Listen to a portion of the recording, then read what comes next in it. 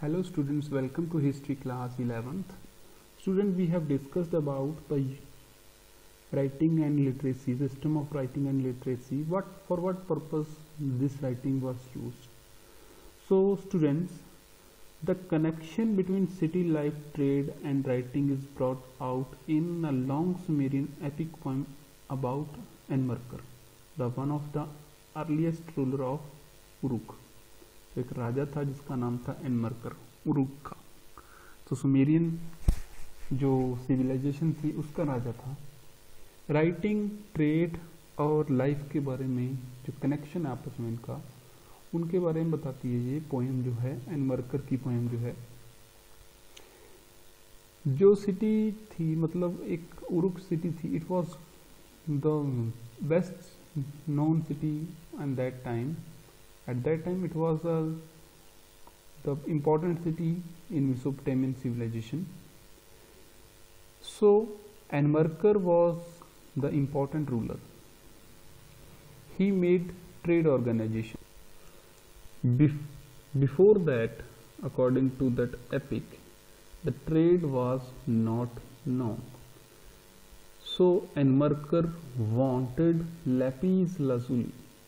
So lapis lazuli is a precious stone which is not found in the Uruk.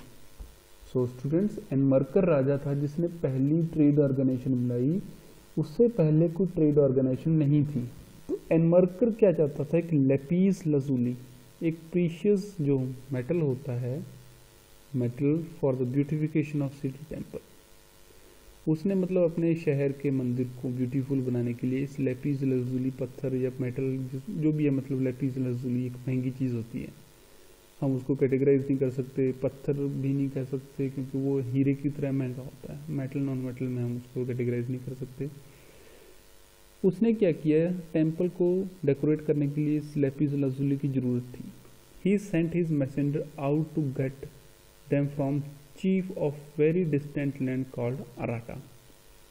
तो Aratta भेजा गया अपने एक मैसेंजर को कि वो इस चीज़ को वहाँ से लेके, लेपिस लजूली को। जो मैसेंजर था वो काफ़ी दिनों तक चलता रहा और पहुंचा वहाँ पे जहाँ पर उसने अराटा में, जहाँ से ये लेपिस लजूली लेके आना था।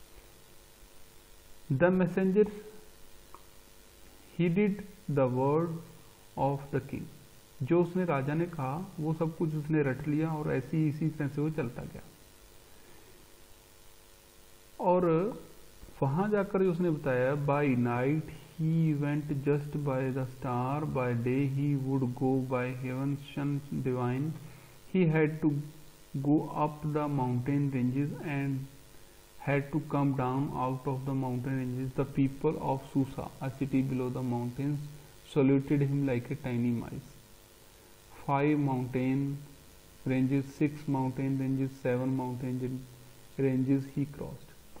So अब ये एक बात जो बहुत डिस्टेंट लैंड में जाकर बताता है, राजा के वर्ड्स के साथ साथ वो ये भी बताता है कि मैं दिन रात चला, मतलब by the night he went just bye stars, तारों को देखता हुआ चला रात को, दिन में सन, और लगातार चलता रहा। माउंटेन क्रॉस किए और फिर माउंटेन से नीचे आया। वो कहता है कि सिटी आई, सूसा सिटी जो थी, वहाँ के लोग उसको सल्यूट भी कर रहे थे। 5 माउंटेन, 6, फिर 6, फिर 7, इस तरह से माउंटेन ही क्रॉस करता है। असल में आपको ये हैरानी हो रही है, पता नहीं ये क्या बात बता रहे हैं। असल में जो मैसेज, क्योंकि उस टाइम ये बात है एनमरकर राजा की, जो राइटिंग सिस्टम से पहले की बात कर रहे हैं हम, जब राइटिंग नहीं थी, तो उसने मैसेंजर को भेजा था। मैसेंजर मतलब जो जो वो देखता गया, राजा की बात वो भूल गया, जो जो देखता गया वो सुनता गया, जो सुनता गया, मतलब उसने सब कुछ मिक्सअप कर दिया। अल्टीमेटली क्या हुआ, messenger could not get the chief of Aratta to part with lapis lazuli और silver, and he had to make his journey back and forth again and again and carrying threats and promises from the king of Uruk.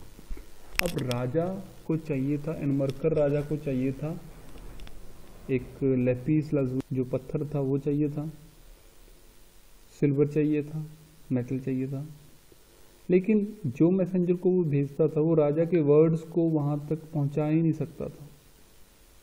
मतलब वो mix up करने लगा, वो बेचारा कभी आता कभी जाता, इस तरह से कई जर्नीज की उसने।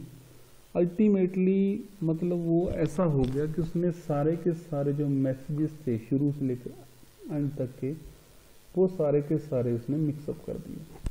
फिर राजा को महसूस हुआ कि अगर मैं बोल के जो बताता हूँ वो मैसेंजर को सही तरह आगे बताना नहीं आता, जिसकी वजह से जो अराटा का राजा वो बात समझ नहीं पाता और वो कुछ भी नहीं देता। तो फिर एनमरकर राजा ने क्या किया, Enmerkar found a clay tablet in his hand and he wrote the word down. In those days there had been no writing down of the words on clay. तो एनमरकर ने क्ले टैबलेट ली, उसके ऊपर जो वर्ड्स थे उसने लिखे, जैसे भी मतलब साइन वगैरह मतलब समझाने के लिए। ठीक है जी। तो इस तरह से मतलब वो जो एनमरकर राजा ने अपनी बात अराटा के राजा को समझाई। मतलब अब जो लिखा हुआ था वो बिल्कुल क्लियरली जैसे के तैसे वो एनमरकर राजा से अराटा के राजा तक पहुंच गया। तो इस तरह से उसका मैसेज वहां तक पहुंचा। Given the written tablet the ruler of Aratta examine the clay, the spoken words were nails, his face was frowning, he kept looking at the tablet. मतलब अब राजा ने जो लिख के भेज दिया टैबलेट, मैसेंजर ने वो टैबलेट उसको थमा दिया अराटा के राजा को। अब अराटा का राजा भी और ज़्यादा हैरान हो गया। फ्राउनिंग का मतलब होता है मतलब एक तरह से माथे में झुर्रियाँ डाल के वो देखने लगा, क्योंकि जो वर्ड बोले गए उनको फिक्स मतलब उसी तरह से उसमें फिक्स किया गया, मतलब जो वर्ड बोले गए उसी तरह के सिंबल उस टैबलेट में लगाए गए। और इस तरह से अराटा का राजा इस चीज़ को समझ गया। लेकिन इसको हम ट्रुथ नहीं मान सकते literally. It can be inferred that Mesopotamia understanding it was kinship that organized the trading and writing. हाँ मतलब लेकिन हम ये कह सकते हैं मेसोपोटामिया राइटिंग और ट्रेडिंग जो थी वो राजाओं ने शुरू की। ये जो एनमरकर की पोएम है, एपिक पोएम जो है एनमरकर की, इसके बारे में बताया गया है, पोएट द्वारा लिखा गया है दैट कि जो राइटिंग थी वो किस लिए यूज की जाती थी, इंफॉर्मेशन स्टोर करने के लिए और मैसेज सेंड करने के लिए फार प्लेसेस तक। So this is the way in which the writing was used in Mesopotamian civilization. The use of writing, you can write the story of Enmerkar, why Enmerkar used the written thing in place of sending a messenger by a vocal message. Why was it important to send a written message? You can write down. So student, this is the topic, use of writing.